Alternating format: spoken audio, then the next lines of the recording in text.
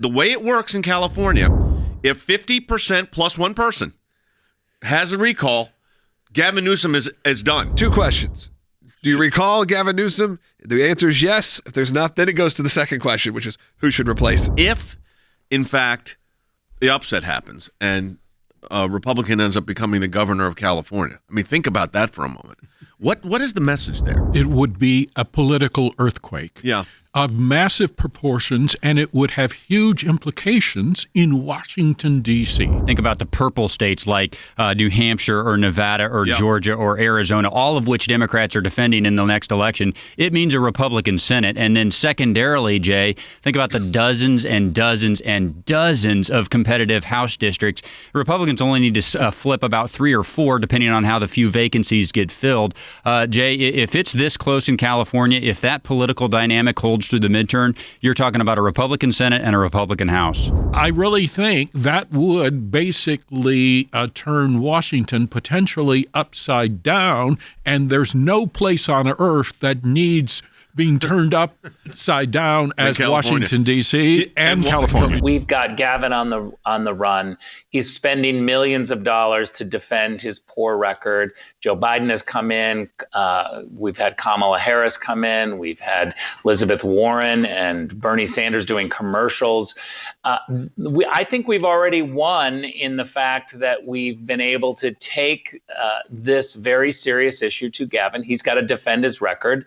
It's going to take us a while to win elections in California, but make no mistake, we are on the march, and conservatives are registering like never before. They're believing that there is more to be done, but it's always possible. I hope that we'll win, but if we don't, I feel pretty strongly that this movement is not going away. There's been some interesting things. And we've said this before. As California goes, so does the rest of the country a lot of times. Mail-in ballots, like... Not even mail-in ballots. Print your own. Print at home balloting. You go to a website, you print it out, you send it, you go, good to go. So obviously there's issues there. I don't even have to explain them to you what that can mean. I mean, we talked about this.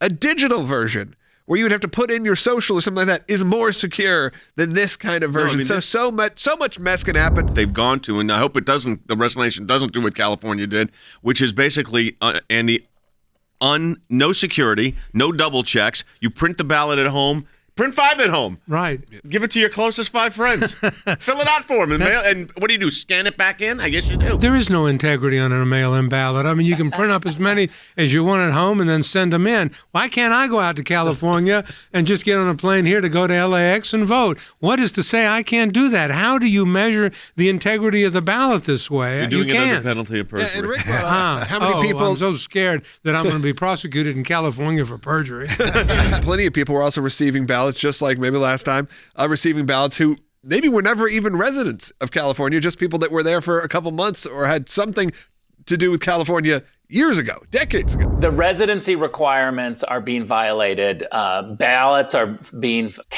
ballots are being found in Buffalo, in Pennsylvania, in North Carolina. We hear it every single day. People who haven't lived in California in years are getting ballots. The voter rolls are a mess. That's why I believe we have to go after the voter rolls, not just in California, but in every state. They need to be cleaned up. You need to be able to have faith in the system. And by the way, let's talk about one thing. It's clear now that voters should have IDs in order to vote. If you are not for someone having an ID to vote, then you're clearly trying to cheat. You said the major networks are covering this like it's a national election. I mean, I don't think Fox right now is advertising it, but I know that CNN and MSNBC are advertising it in the corner tonight, starting at 10 p.m. Eastern, coverage of the Gavin Newsom recall vote, which may lead you to believe which way that they think it may go.